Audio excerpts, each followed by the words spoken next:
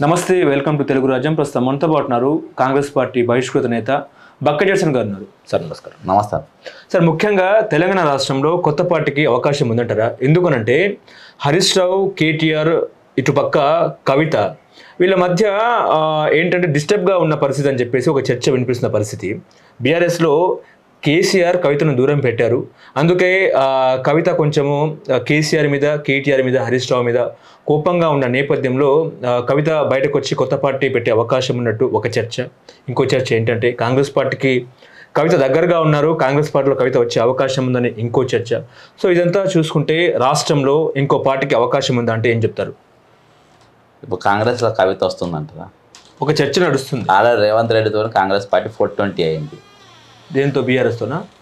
Revanth రెడ్డితోనే Congress party, Gandhi సిద్ధాంతం గల Congress party ఓటుకు నోటు దొరికినది తీసుకొచ్చి ఈ పార్టీలో చేర్చుకొని ముఖ్యమంత్రి చేసే వరకు ఇవాళ 420 అయింది.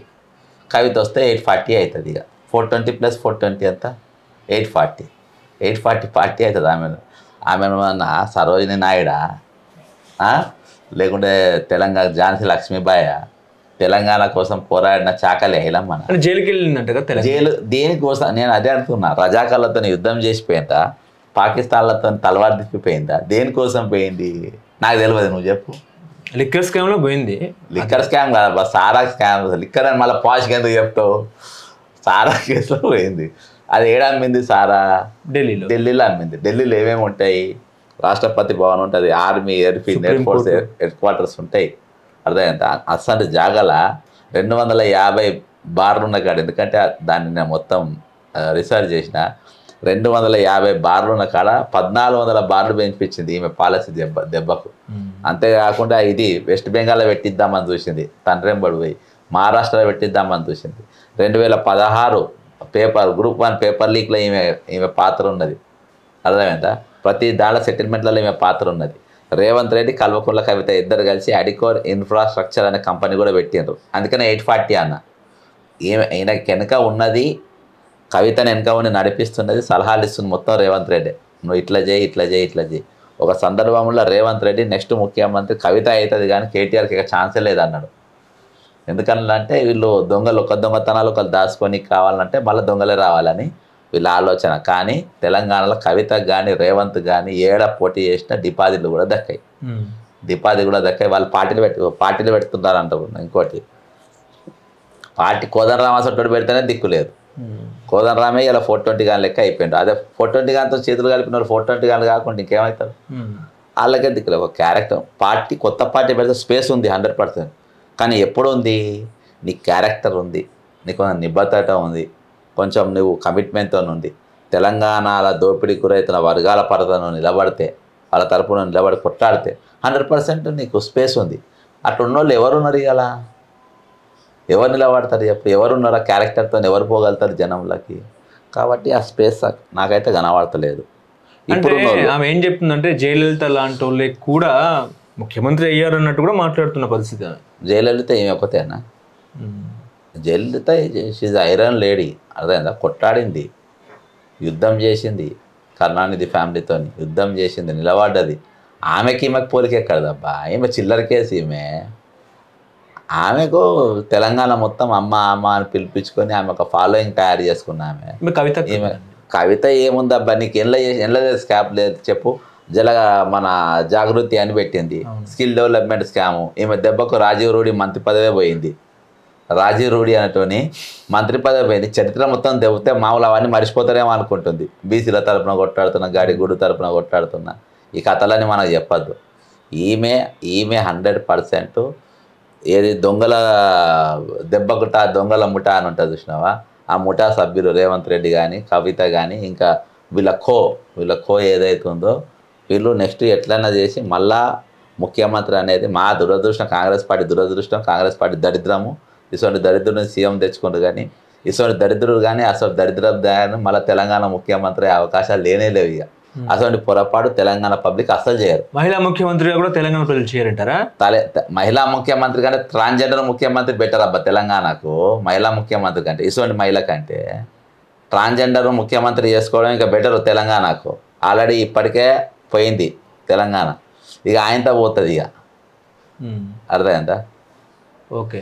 ఇప్పుడు హరీష్ రావు చెప్తున్నట్టు ఒకవేళ కేసీఆర్ పార్టీ అధిష్టానం పూర్తిగా కేటీఆర్ చేతిలో పెట్టినా నేను కేటీఆర్తో పని చేస్తా అన్నట్టు మాట్లాడడం జరిగింది. అంటే ఇప్పుడు హరీష్ రావు వ్యవహార శైలి ఎట్లా చూసుకోవచ్చు అంటారు? కేసీఆర్ రాముడు అయితే నేను హనుమంతుణ్ణి, కేటీఆర్ రేపు ఆయనకు రాష్ట్ర అధ్యక్షునిగా చేసినా నేను అతని ఆధీనంలో పనిచేస్తా అన్న మాటలు ఎట్లా చూడవచ్చు అంటారు? దాదాపు తెలంగాణ బీఆర్ఎస్ పార్టీ కేటీఆర్ కంట్రోల్లోకి వెళ్ళిపోయిందంటారా? కేటీఆర్ కంట్రోల్లోకి వెళ్ళిపోయింది. స్టార్ క్యాంపెయిన్ ఆయన బాగా బూస్టప్ చేసిండ్రు. ఛానళ్ళు అన్నీ ఆయన ఆధీనంలో నడుస్తున్నాయి. ఆయన పోయే అవకాశాలు ఆయనకు ఉన్నాయి. దాసు శ్రవణ్ ఆయన మంచికే ఎమ్మెల్సీ కూడా మొన్న వచ్చింది. ఆయన ఒక వ్యవహారం ఉంది.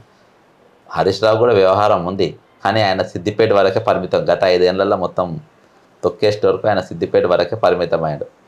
ఆయన 1-2 సీట్లలో తప్ప ఆయన ప్రభావం మనకు పెద్దగా ఏం కనవాలే. సిద్దిపేట దుబ్బాక కూడా కేసీఆర్ మనిషి. ఆయన సిద్దిపేట వరకు ఇచ్చిండ్రు, అంత మించి ఏమి ఆయన ఫ్రెండ్కు ఒక్కరు టికెట్ ఇచ్చిండ్రు, లక్ష్మారెడ్డికి. అది పర్సనల్ ఫ్రెండ్ అని ఏదో రిక్వెస్ట్ చేసుకుంటే ఒక్కరు మాత్రం ఇచ్చింది, అంతకు మించి ఏడలేదు. ఆయన కూడా ఆయన బయటికి పోయి పార్టీ పెట్టి ఇది చేయాలి అది చేయాలి అంతా ఇదైతే ఆయనకు లేదు. ఒకవేళ ఏమైనా ఉంటే అటు ఇటు పోతే బీజేపీ స్కోప్ ఉంటుంది, కానీ సొంత పార్టీ పెట్టే స్కోప్ కానీ లేకుంటే కాంగ్రెస్ పార్టీలోకి వచ్చే ఆలోచన మాత్రం హరీష్ రావుకు ఉంటుంది. ఆయన చెప్పినట్టుగా ఆయన బీఆర్ఎస్ వదిలి బయటకు వస్తే ఆయన బతకలేడు. అంతే అంటారా? అంతే. బీఆర్ఎస్ గారు బయటకు వస్తే ఆయన చేయలేడు. ఆయన ఎవరు క్యాడర్ పోదు. ఇప్పుడు బీఆర్ఎస్లో నెంబర్ 2 అంటే హరీష్ రావు అని మనం అనుకుంటున్నామే. ఇప్పుడు కేటీఆర్ వచ్చినట్టు అనుకోవచ్చా నెంబర్ 2లో? కేటీఆర్ అయితే వారసులే ఉంటారు కదా. రాజశేఖర రెడ్డి తర్వాత జగన్ ఎట్లున్నాం, కరుణానిధి తర్వాత స్టాలిన్ ఎట్లున్నాం. న్యాచురల్గా కొడుకునే ఎవరైనా కానీ కేసీఆర్ కూడా కొడుకే పట్టం కడతారు. కానీ నీకు అంటే ఎవరికి ఇచ్చిండ్రు? కేటీఆర్కే ఇచ్చారు. మరి సగం హరీష్ రావుకి ఇవ్వచ్చు కదా, కాంగ్రెస్ పార్టీ ఉన్నగా ఎందుకు ఇవ్వలే? కాబట్టి ఆయన ఫ్యూచర్లో ఈయన లీడర్గా ఎక్స్పోజ్ చేయాలని ఆలోచన ఉన్నది. ఇప్పుడు కార్ స్టీరింగ్ ఎవరి చేతిలో ఉన్నట్టు? కేటీఆర్ చేతిలో ఉన్నట్ట? కార్ స్టీరింగ్ కేసీఆర్ చేతిలోనే ఉంటుంది. కేసీఆర్ చేతిలో ఉన్నట్టు ఉంటుంది, కానీ బ్రేకులు మాత్రం కేటీఆర్ దగ్గర పెట్టిండు. ఈయన స్టీరింగ్ తిప్పుతాడు పబ్లిక్ కనబట్టేటట్టు. బ్రేకులు ఒత్తును మాత్రం ఈయననే వస్తాడు. గేర్ హరీష్ రావు వేస్తాడు? హరీష్ రావు కాదు, కేటీఆర్ వేస్తాడు. కేటీఆర్ కాళ్ళు కనబడే కదబ్బా, బ్రేకులు కింద ఉంటాయి కదా, బ్రేకుల మీద కాళ్ళు ఈయన పెట్టిండు. స్టీరింగ్ ముఖం అద్దంలోకి వెళ్ళి బయటికి జనానికి కేసీఆర్ కనబడుతుంది. ఓకే. ఇప్పుడు తెలంగాణ రాష్ట్రంలో ఒకవైపు అందాల పోటీలు, ఇంకోవైపు ధాన్యపు రాశులు అని చెప్పేసి చర్చ వినిపిస్తుంది. కానీ ఇక్కడ ఏంటంటే మొన్న అందాల పోటీలు వరంగల్కి వచ్చినప్పుడు తెలంగాణ మహిళలు అందాల భామల కాళ్ళు కడిగారు అని చెప్పి ఒక చర్చ నడిచింది. సో ఇప్పుడు తెలంగాణ వ్యాప్తంగా పెద్ద దుమారం ఏంటంటే తెలంగాణ మహిళల ఆత్మగౌరవం మొత్తం కూడా అందాల భామల కాళ్ళలో తాకట్టు పెట్టారని చెప్పి ఒక చర్చ. ఎట్లా చూస్తారు దీన్ని? బ్రదర్, నేను కాళ్ళు కడిగేదాన్ని పెద్ద పట్టించుకోను. ఎందుకంటే అందాల భామలు అంటప్పుడు ఆడోళ్ళే కదా, వాళ్ళు ఆడోళ్ళ కాళ్ళు కదా. అతిథుల కాళ్ళు కడిగినో లేదో నేను చూడలే. కరెక్ట్ అంటారా? ఒకవేళ కడిగితే ఇప్పుడు ఇష్యూస్ చిన్న గీత పక్కన పెద్ద గీత గీసి పెద్ద గీతదే పెద్ద సమస్య అని చెప్పద్దు. ఇప్పుడు మీరు అందరూ చూసినావా, అందాల పోటీలు, అందాల భామల కాళ్ళు కడగడం, ఇంకోటి ధాన్యపు రాసులు. ఈ సబ్జెక్ట్ ఒకటి. అందాల పోటీలు, ఆర్థిక వ్యవస్థ, ఇది కాలు కడిగేది నేను ఇంపార్టెంట్గా తీసుకోను. ఎందుకంటే కాళ్ళు కడిగే నీకు నేను రెడీ అయినప్పుడు కడిగించుకున్న కాయనకు అభ్యంతరం ఏమున్నది? ఇక నాకు కడిగేటోళ్ళకి లేని అభ్యంతరం నీకెందుకు అబ్బా? నీకు అవసరం లేదు కదా. కడగడానికి నేను రెడీగా ఉన్నా, పైసలు తీసుకోనో లేదో జీతం తీసుకోనో లేకుంటే నేను బాధ్యతగా నా రాష్ట్రానికి వస్తే అతిథి అనుకో నేను కడిగిన. అందులో కడిగేటోళ్ళకు ఇష్టం ఉంది, కడిగించుకునే వాళ్ళకి ఇష్టం ఉన్నాక నువ్వేమని మధ్యలో కొట్టంగానే.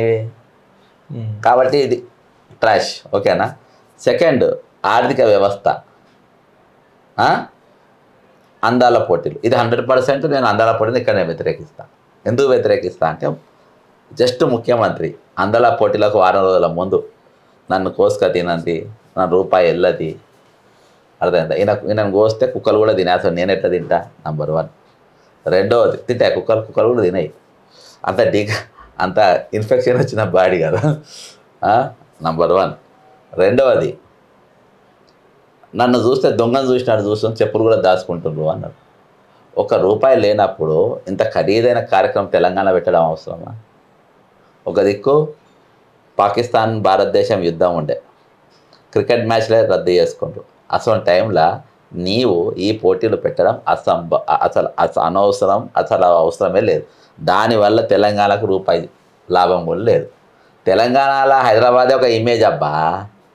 హైదరాబాద్ టైటిలే బ్రాండ్. నువ్వేందుకు కొత్తగా నువ్వు బ్రాండ్ క్రియేట్ చేసేది ఏముంటుంది? Already brand. హైదరాబాద్ అంటేనే బ్రాండ్. ఎవడు వచ్చినా ఇక్కడ రావాల్సిందే. నువ్వేంది నాకు వచ్చి నువ్వు ఒక రేవంత్ రెడ్డి వచ్చి హైదరాబాద్కు బ్రాండు, కేసీఆర్ హైదరాబాద్కు బ్రాండు, కేటీఆర్ ఈ ఫార్ములా రేసు పెట్టి హైదరాబాద్కు బ్రాండు, అది ఎవరు చేసే అవసరం లే. ఆల్రెడీ అది ఆ టైటిల్ తెలంగాణకు ఆల్రెడీ ఉంది. అందుకనే నీ కంటోన్మెంట్ మిలిటరీ ఉంటుంది, గోల్కొండ కాడ మిలిటరీ ఉంటుంది, మాసప్ ట్యాంక్ దగ్గర మిలిటరీ ఉంటుంది, నువ్వు హకీంపూర్ పోతే ఎయిర్ ఫోర్స్ ఉంటుంది. అవన్నీ చూసే కదా పెట్టింది. బ్రాండ్ అనే పెట్టుకుంటారు. పొద్దుగాల మీ పుస్కిగాన్లు వచ్చి ఇక్కడ మీరు బ్రాండ్ అని చేసి అందాల పోటీలు పెట్టగానే తెలంగాణ పెద్ద బ్రాండ్ ఇమేజ్ వచ్చేసింది. లక్షల కోట్ల పెట్టుబడులు తెలంగాణకు వస్తాయా? చెప్పండి బ్రదర్. బీఆర్ఎస్ ఈ ఫార్ములా రేస్ పెట్టినప్పుడు బ్రాండ్ వచ్చింది. ఏం బ్రాండ్ వచ్చింది? బ్రాండ్ కూడా రాలే. ఏం రాలే. ఏమన్నా అప్పులు తీరినాయా? అబ్బా. 10 లక్షల కోట్ల అప్పు అయింది మనకి. ఇలా ఇంత పెద్ద బ్రాండ్ పెడితే మరి మనకు అప్పులు వచ్చాయని కూడా మాట్లాడారు కదండి. ఎంత పెట్టుబడి వచ్చింది? 1,79,000 కోట్లు వచ్చినాయి. దాదాపు 50,000 మందికి నౌకర్లు వచ్చినాయి. ఈయన ముఖం చూసి ఢిల్లీ వాడే అపాయింట్మెంట్ ఇస్తలేడు. అసలు దావోస్ వాడు రూపాయి ఇచ్చినాడబ్బా. ఈయన పెట్టుబడి ₹1 కూడా ఇవ్వలే. ఎవడు ఇయ్యాడు కూడా అబ్బా. మెడ మీద నెత్తున్నాడు ఎవడు ఇయ్యాడు ఈయనకు. ఈయన ముఖం చూసి ఓకే మనలో ఇస్తలేరు, మన బ్యాంకులో ఇస్తలేవు. అసలు దావోస్ వాడు వచ్చి ఇక్కడ పెట్టుబడి పెడతారా? ఏం నడుస్తుంది గవర్నమెంట్లో? ఏంటి పరిస్థితి? అంత ఓకేనా? సవ్యంగా నడుస్తుందంటారా? మొన్న హైడ్రా కొత్త పోలీస్ స్టేషన్ తీసుకొచ్చారు, వ్యవస్థ బాగానే ఉందంటారా? అది బ్లాక్మెయిల్ ఆఫీస్ అబ్బా. పక్కన ఉన్న కింద ఉన్న గులగొడతారు, పెద్దోని భయపెట్టిస్తారు, పైసలు వసూలు చేస్తారు. ఏదా రాజా తదా ప్రజ. ఇంకంతే. ఏమున్నది హైడ్రా చూపిస్తా. నేను రిప్రజెంటేషన్ ఇచ్చి వచ్చిన. ప్రెస్టేజ్ బాజాప్తా చెరువులు కట్టిండ్రు. సగం చెరువు ఆక్రమించేసారు, 2 చెరువులు ఆక్రమించారు. ప్రెస్టేజ్ కంప్లైంట్ ఇచ్చిన, కూలగొట్టిండ్రా. ఎక్కడో చిన్న చిన్న ఇండ్లు గుడిసెలు ఉంటే పోయి కూలగొట్టిండ్రు. ఆనంద్ కన్వెన్షన్ ఇక్కడ హిమాసాగర్ను 300 మీటర్ల లోపలికి వెళ్ళిపోయినాయి. ఆడ చుట్టుపక్కల రోజుకు లోపల కబ్జాలు వెళ్ళిపోతూనే ఉన్నాయి. చెరువు 300 మీటర్స్. హైడ్రా ఏంటంటే గాడిదలా కాస్తుందా? హైడ్రా అవి ముఖ్యమంత్రి ఇషారాల మేరకు ముఖ్యమంత్రికి ఆయన ఖజానాకు పైసలు పోనీకి లేకుంటే జాగాలు పోనీకి ఏవి చేయాలో అవి చేస్తారు. కొంచెం వాళ్ళకు కొంచెం వీళ్ళకు. కాబట్టి హైడ్రా దుకాణం అదొక దుకాణం అబ్బా. అదొక షాప్, హోల్సేల్ షాప్. ఇప్పుడు హైడ్రాకి కమిషనర్గా సారే ఉన్నారు కదా, ఆయనే ఉంటాడు. నీతి నిజాయితీకి మారిపోయారు అని అనుకుంటున్నారు అందరు. రంగనాథ్ గారు అవునా? నీతి నిజాయితీకి మారిపోయారు. ఆయన గతంలో ఎస్పీగా చేశారు కాబట్టి నమోదు చేసిండు. నీతి నిజాయితీ మారిపోయారు కాదంటారా? అన్ని మీరు అంటుంటేనే వింటున్నా. ఒక మచ్చ పడిందంటారా హైడ్రా అంటే? కమిషనర్ హైడ్రా అంతటా అవే చేసింది అబ్బా. నడిపించిండు దుకాణం నడిపించిండు. ఆయన రియల్ బ్రదర్ ఒకటి చెప్తా. రియల్ ఆఫీసర్ అంటే నీకు కొత్తకోట శ్రీనివాసరెడ్డిని ఎందుకు తీసిండ్రు? ఆయన ఎవరికి విన్నాడు కాబట్టి తీసేసిండు. రంగనాథ్ ప్రతి గవర్నమెంట్ ఎందుకు పెట్టుకుంటుంది? అందరూ చెప్తే వింటారు కాబట్టి పెట్టుకుంటారు. ఏ బాస్ ఎట్లనో వీళ్ళు అట్లా చెప్తే వింటారు కాబట్టి ఎస్ బాస్ అంతే. కానీ అధికారులను గతంలో గత పాలకుల్లో ఉన్న అధికారులు ఇప్పుడు ఉన్న పరిస్థితి, అధికారులను ఎందుకు చేంజ్ చేస్తలేరంటే ఏం చెప్తారు? నవీన్ మిట్టల్ కానీ అవును, సేమ్ అదే పాలన కొనసాగుతుంది కదా. అదే అప్పులు, అదే పాలన, అదే ప్రజా వ్యతిరేక ప్రభుత్వం. ప్రజలను పీక్క తినడు, రాక్క తినడు, గుంజుక తినడు, అన్నీ అవే కదా. ఇప్పుడు ఎన్విఎస్ఎస్ ప్రభాకర్ అన్నట్టు తెలంగాణ రాష్ట్రంలో జూన్ 2 లేదా డిసెంబర్ 9న కాంగ్రెస్లో బీఆర్ఎస్ విలీనమా లేకపోతే బీఆర్ఎస్లో కాంగ్రెస్ విలీనమా పక్కన పెడితే ముఖ్యమంత్రి చేంజ్ అయ్యే అవకాశం ఉంది. రేవంత్ స్థానంలో కేసీఆర్ మళ్ళీ సీఎం అయ్యే అవకాశం ఉన్నట్టు కూడా ఎన్విఎస్ఎస్ ప్రభాకర్ మొన్న చిట్చాట్లో చెప్పడం జరిగింది. వాళ్ళు చెప్తున్నట్టు నిజమే అనుకోవచ్చా? ఎన్విఎస్ఎస్ ప్రభాకర్ ఒక లీడరు, ఆయన దానికి నేను జవాబు చెప్పాను. తలకాయ తోపున్నమాట. ఒక చెప్తాను నీకు. కాంగ్రెస్ బీఆర్ఎస్ పొత్తయి కేసీఆర్ ముఖ్యమంత్రి సంభవం. అది ఇవాళ బీజేపీ డెడ్ స్టేజ్కి వెళ్ళిపోయింది మోడీ పాకిస్తాన్ దెబ్బకు. అరే దొంగ ఉద్యమం చేసిండు. ఈ మొత్తము మన చైనా అమెరికా మధ్యలో జరిగిన టారిఫ్ వార్ల టారిఫ్ అందులో మనల్ని భయపెట్టియనికి అని చెప్పేసి చైనా ప్రోద్బలంతో 26 మందిని వేసిండ్రు. యుద్ధం అని ప్రకటించి 4 చంపొచ్చిండ్రు. కాబట్టి బీజేపీ ఈరోజు మోస్తున్న పెనుభారం.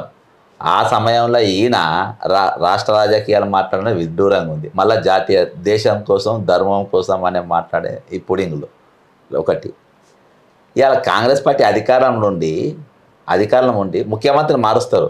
కానీ ఇది తీసుకొచ్చి నిన్నదాకా కొట్టిన కేసీఆర్ అనేటువంటి తీసుకొచ్చి పెడుతున్నాక ఇంకా విడ్డూరంగా ఉన్నది. కేసీఆర్ బీజేపీ పోయి కేసీఆర్ దగ్గర విలీనం అవుతుంది అంటే కేసీఆర్ని బీజేపీ నాయకునిగా చేసుకుంటే నమ్మొచ్చు ఎవరన్నా. కానీ కాంగ్రెస్ పార్టీకి కేసీఆర్ నాయకుడు అవుతారంటే ఇది నమ్మశక్యం కాదు. ఎన్వీఎస్ ప్రభాకర్ అంటే ఒక అవలేగా లెక్క కనబడుతుంది. ఇక నాకు అది అవలే మాట లెక్కనే కనబడుతుంది, దివానా మాట లెక్క కనబడుతుంది. రియల్ దాన్ని అంటే ఆయనను కూడా ఒక లీడర్గా గుర్తించి మీడియా వాళ్ళు ఆయన ప్రెస్ మీట్ కవర్ చేస్తున్నట్టే ఇంత ఘోరం ఏం లేదు.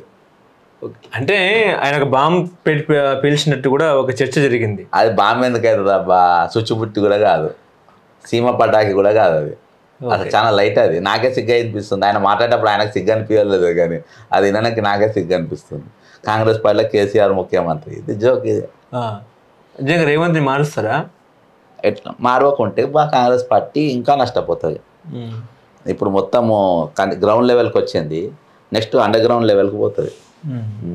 ఓకే, ఇప్పుడు భారత్ పాక్ మధ్య అసలు ఏం జరిగిందంటారు? ఎందుకు సీజ్ ఫైర్ ఒప్పుకున్న పరిస్థితి? అంతా ట్రంప్ అనేటువంటి నడిపిన డ్రామా ఇది. ఎప్పుడైతే మీకు అమెరికాకు ఇండియాకు వాణిజ్య ఒప్పందాలు జరిగినాయో దానికి చైనా జీర్ణించుకోలేకపోయింది.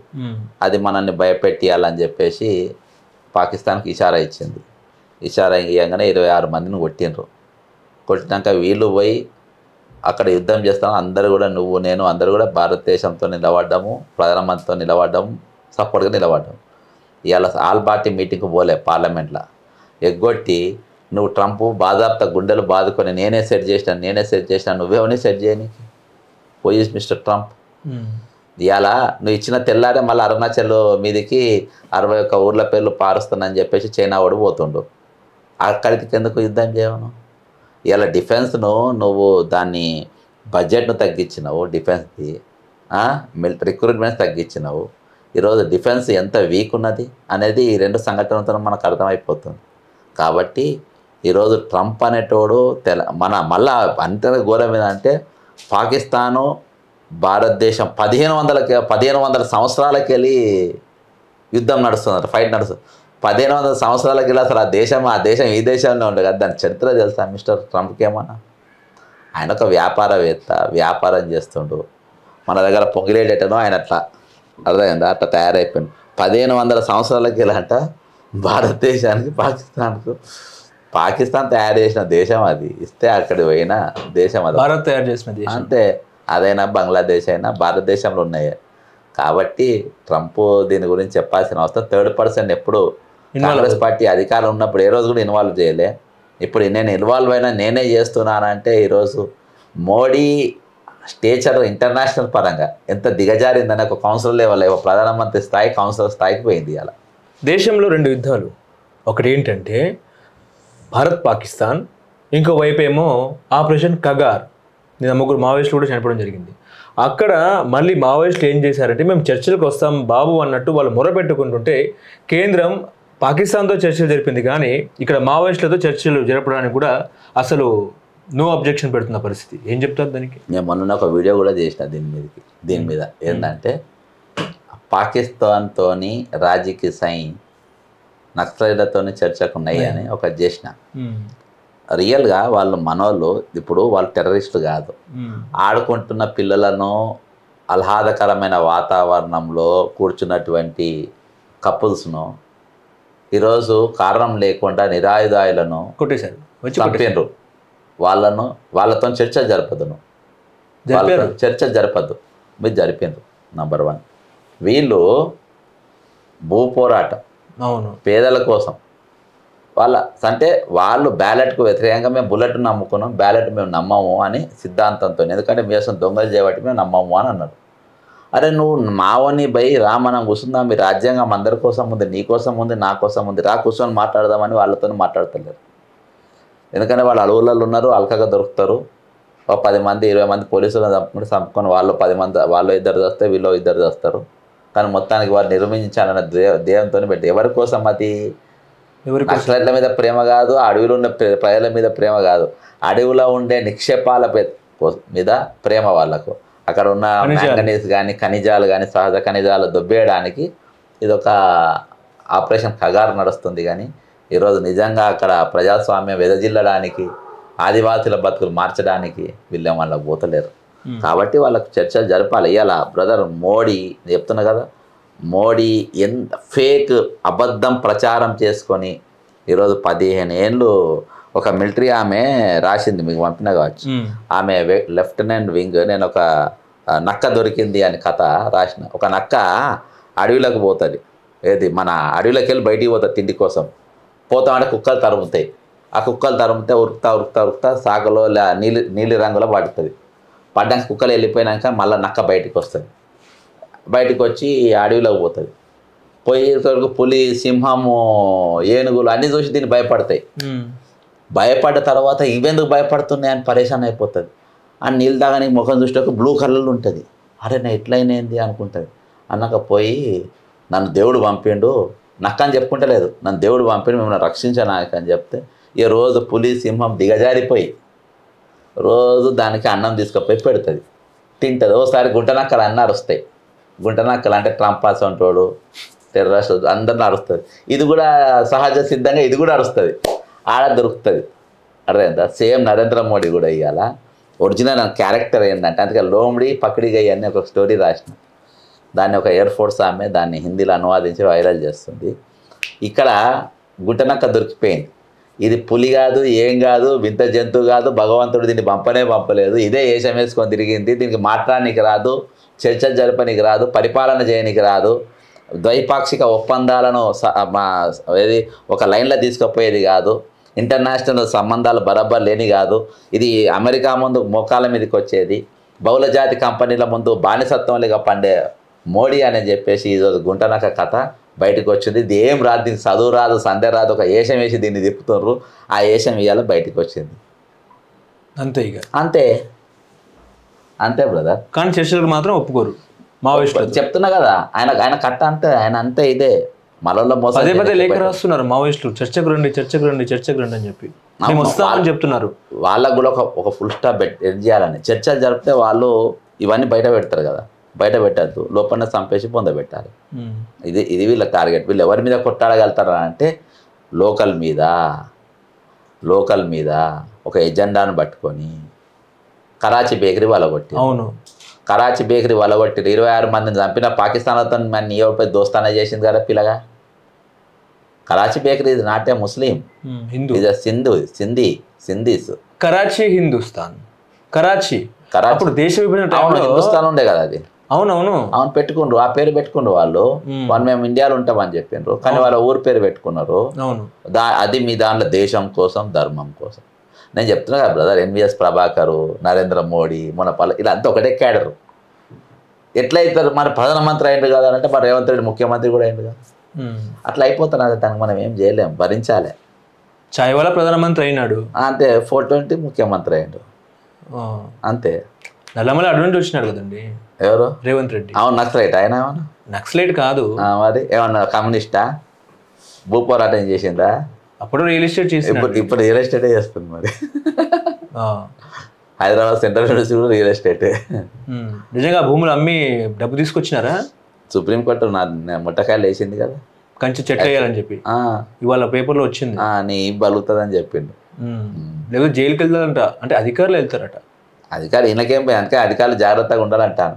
అందరినీ పంపుతారు కదా, నవీన్ మిత్తాలు గారు పోతలేడు కదా. ధరణి స్కామ్ అంతే. ఇప్పుడు వాళ్ళు ఏమో అది తీసుకొచ్చారు కదా, భూభారతి టైటిల్ మారింది, అంత సేమ్ టు సేమ్ టైటిల్ మారింది అంతే. సెక్రటరీ ఏం నడుస్తుంది? సెక్రటరియట్ లో ఎట్లా ఉంది పరిస్థితి? సెక్రటరియట్ లో ఏం లేదా, 20% కమిషన్ 20% కమిషన్ అని నడుస్తుంది. రెగ్యులర్ అది? రెగ్యులర్ ఓపెనే అంట కదా. To the ministers, for the ministers, by the ministers, 5th floor వరకు. ఓకే. 6th ఫ్లోర్లో to the chief minister, by the chief minister, for the chief minister. మొన్న రేవంత్ రెడ్డి మాట్లాడుతూ తన పేరు తనే మర్చిపోయినాడు, సీఎం ఉత్తమ్ కుమార్ రెడ్డి అన్నట్టు కూడా ప్రస్తావించడం జరిగింది. ఏం చెప్తారు అసలు? ఆయన గజనీ అయిపోయింది అబ్బా, మతస్థిమితో అర్థమైతే కదా. లేదు, ఏం రాదు అసలు, ఆయనకి ఏం రాదు. నరేంద్ర మోడీ, రేవంత్ రెడ్డి ఇద్దరు ఒకటే. ఇద్దరికి ఏం రాదు, నటిస్తుంది అన్ని తెలిసినట్టు. అర్థమైందా? ప్రాంతాల్లో చూస్తే అదే బ్యాచ్ ఇది. మొన్న కొండా సురేఖ కూడా ఇంగ్లీష్ సరిగా మాట్లాడితే ట్రోల్ చేస్తున్నారు కొండా సురేఖ మీద. అవసరమే అబ్బా, వాళ్ళకి చెప్పుకోనికి వస్తలే. వాస్తవానికి నీకు తెలుగులో మాట్లాడి వీళ్ళు అనువాదం పెట్టుకోవాలి, ఇంగ్లీష్లో మాట్లాడాల్సిన అవసరం లేదు. ట్రాన్స్లేటర్ని ఇప్పుడు మన సెంట్రల్ మినిస్టర్ పనిచేసి ముప్పనారు, జీకే ముప్పనారు, ఆయన తమిళ్లో మాట్లాడేది. అర్థమైందా? కామరాజ్ నాడర్ తమిళ్లో మాట్లాడేది. నీకు తప్పేముంది అబ్బా? మీరు రాంది వస్తే ఏ భాష స్పష్టంగా వస్తే ఆ భాష మాట్లాడాలి. ఇవాళ మీరు రాంది నేర్చుకొని మాట్లాడడానికి ముఖ్యమంత్రి ఏమో షేక్స్పియరు, అర్థమైందా? వీళ్ళేమో టాల్స్టాయిల్స్, అర్థమైందా? ఇక ఉంటారు, భరించాలి మనం, తప్పది. ఓకే. ఏంటి సంగతి? ఇంకా బీఆర్ఎస్తో ఏమైనా ఇప్పుడు మీరు నార్మల్గా కాంగ్రెస్ పార్టీ బహిష్కరించి మీరు ఉన్నారు, ఇట్లనే ఉన్నారా లేకపోతే పార్టీలోకి వెళ్తారా? ఎట్లా పరిస్థితి ఏంటిది ఇప్పుడు? ఏడ పోయేది లేదు. ఇప్పుడైతే మంచిగా ఇంట్లో హ్యాపీగా ఉన్నా. ఎందుకు రోడ్ల మీద వానింటే వీనింత తిరిగారు. ఎలక్షన్స్ టైంలో బక్క చేసినంటే ఒక ఫైర్ అండి, అన్ని లొసుగులు తీసారు మీరు, బానే ఉంది. ఇప్పుడు సైలెంట్ అయితే ఎట్లా? ఇప్పుడు ఎందుకు సైలెంట్ అయినా? ఇప్పుడు నిన్ననే అడ్వర్టైజ్మెంట్ స్కామ్ తీసిన. నవనిర్మాణ్ సంస్థనా? కోమరెడ్డి వెంకరెడ్డి, రాజగోపాల్ మన ముఖ్యమంత్రి ఇద్దరు కలిసి చేసింది. దాదాపు 1,000-1,500 కోట్ల స్కామ్ అది. ఫుల్ యాక్టివ్గా ఉన్నా. ఓకే. ఈ మధ్య కేటీఆర్తో టచ్లో ఉన్నట్టు వెళ్ళారు అన్నట్టు వార్తలు వచ్చినాయి బయటికి. ఎవరు? మీరు. కేసీఆర్తో కూడా టచ్లో ఉన్నా. తప్పేముంది అప్ప? కేసీఆర్తో కూడా టచ్లో ఉన్నా, తప్పేముంది? ఎవరితోనో టచ్లో ఉండొచ్చు. ఓకే. ఎవడన్నా రేవంత్ గతంలో రేవంత్ అంటే నేను లైటా. కేసీఆర్ ఎవరితో లేను, ఎవరితో టచ్లో లేను అప్ప. ఎలక్షన్ టైం వచ్చినప్పుడు ఈసారి చట్టసభల్లో పోయే ప్రయత్నం గట్టిగా చేస్తారా? బరాబరా ఏదో తిరిగా పోతా. Okay, thank you. Hello, Telugu రాజ్యం ఛానల్ చూస్తున్నారా? సామాజిక రాజకీయ జీవన చిత్రణే తెలుగు రాజ్యం. అతిశయోక్తులు అసత్యాలు ఉండవు. రాజకీయ కోణం కాదు, ప్రజా కోణమే కొలబద్ద. తెలుగు రాజ్యం వీక్షణ మీ ఉత్తమ అభిరుచికి నిదర్శనం.